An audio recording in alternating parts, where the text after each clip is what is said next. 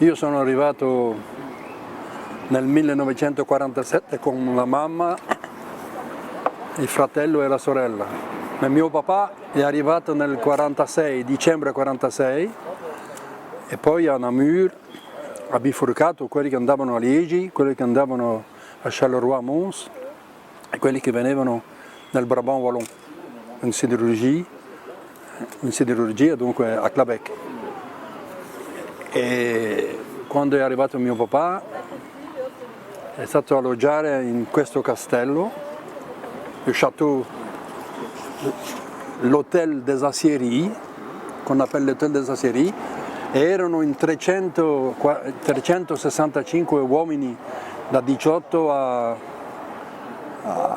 50-55 anni che erano stati imbocciati dalle forze di Clabec su un contratto di 5 anni, dovevano restare a Forge di Clabec.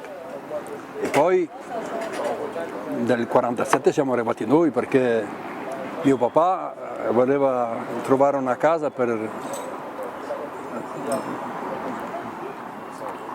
pour nous loger à l'intérieur du paysage de Clabec. Et donc en 1952 nous avons quitté le château et nous avons été habités dans une maison de Clabec. Ce que je dois rappeler, c'est que mon père et ma mère se sont mariés à Paris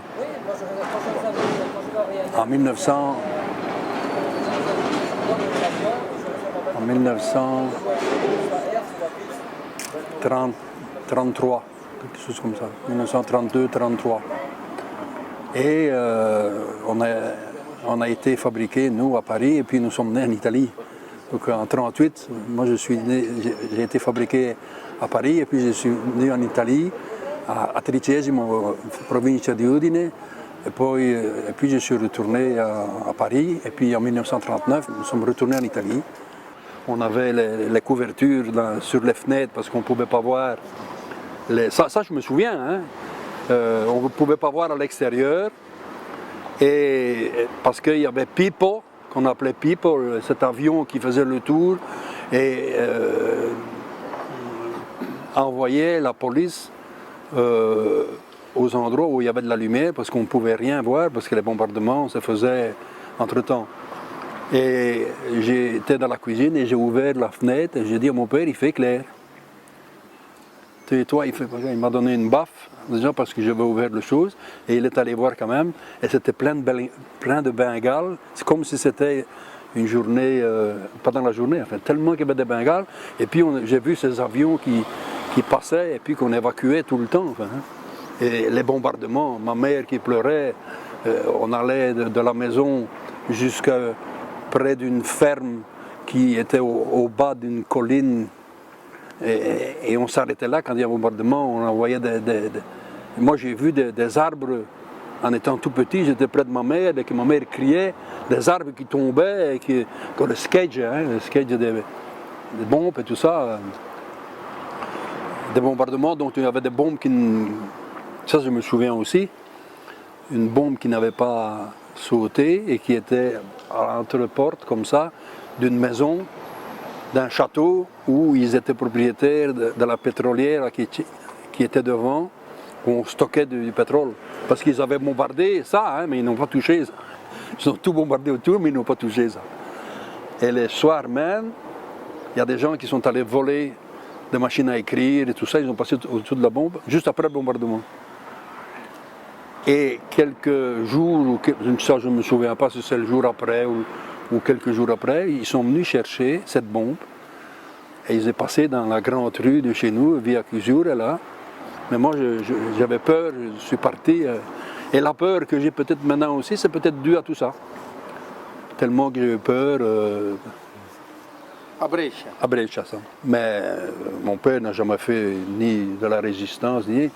La seule chose que je me souvienne, c'est un soir qu'on était à la maison, on était en train de manger.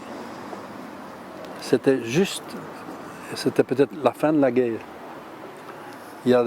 Ça devait être des partisans qu'on appelait. C'était des anciens fascistes il les connaissait parce qu'on avait l'habitude de dire en Italie, après que j'ai appris ça aussi, que quand ils faisaient partie des fascistes et puis ils tournaient leur chemise et ils sont venus chez mon père. Avec fusil et tout, hein, avec comment je veux dire, la crosse sur la porte et tout ça. Là, ça, je me souviens qu'ils étaient assis et qu'ils sont, je vois encore ma mère, ma soeur et tout ça. Et puis mon père est parti avec eux. Et je ne sais pas si ma mère pleurait, ça je ne me souviens pas plus très bien. Mais en fait, c'est certain, c'est que est-ce que c'est 1 heure ou est-ce que c'est 2 heures après, mon père est revenu. Il est venu quand même. Il est revenu à la maison et on n'a plus jamais entendu parler. À 46, nous sommes arrivés en Belgique. Donc mon père a travaillé toutes ces années, mon père a travaillé au Forges de Québec jusqu'à sa pension. Et moi je suis rentré au Forges de Québec en 1953. 54. À quel âge? J'avais 15 ans. 15 ans. Et puis j'ai fait toute ma carrière là pendant 40 ans avant d'être pré-pensionné. Puisque je vous dis qu'en 1954, il n'y avait pas assez de travailleurs à Tubize pour satisfaire à toutes les entreprises qui se trouvaient à Tubize. Il y avait 6500 travailleurs au Forges de Québec, 6500, 6400 à Fabelta, ici derrière, où vous avez garé votre voiture, vous voyez, c'était un ancien, et ici, c'était Fabelta aussi, qui était tout c'était le textile. Hein. Et puis il y avait les ateliers métallurgiques où on faisait des locomotives. Il y avait 1500 travailleurs du côté de la gare. Il y avait des fonderies, il y avait des brasseries, il y avait tout. Maintenant, il n'y a vraiment plus rien. Maintenant, il y a simplement un complexe industriel à Sainte, avec toutes des petites entreprises. Et il reste le Forges de Québec avec 400 ouvriers. Tout ça a disparu. Et nous sommes restés ici, sono sempre restato italiano. Ho la carte d'identità di residenza italiana, mais ho la carte d'identità italiana. Ceux qui sont venus ici, au Forges, au Québec, il y en avait de tout. Il y avait des socialistes, il y avait des gens qui avaient quitté parce que peut-être qu'ils étaient... qui avaient participé à un certain moment parce que tout le monde devait prendre la tessera en italien. Hein? Si tu ne trouvais pas de travail, enfin, hein?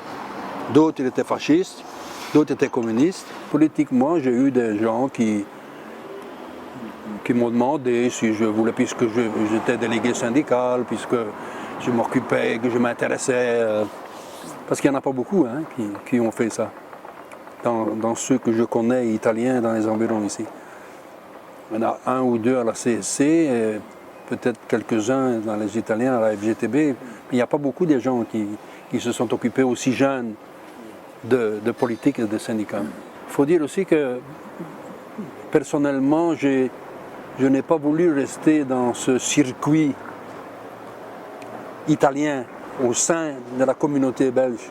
Parce que souvent, vous savez, il y avait comment est-ce qu'on appelle ça en Italie, des gens qui se réunissent entre eux parce qu'ils sont italiens. Il y avait le café d'italien, il y avait le café Casa Nostra et des histoires pareilles où les Italiens allaient, ils allaient jouer à la bocce.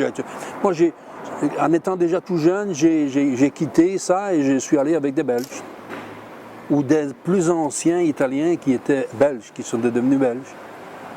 Je suis rentré dans le circuit, disons, de la vie sociétale belge.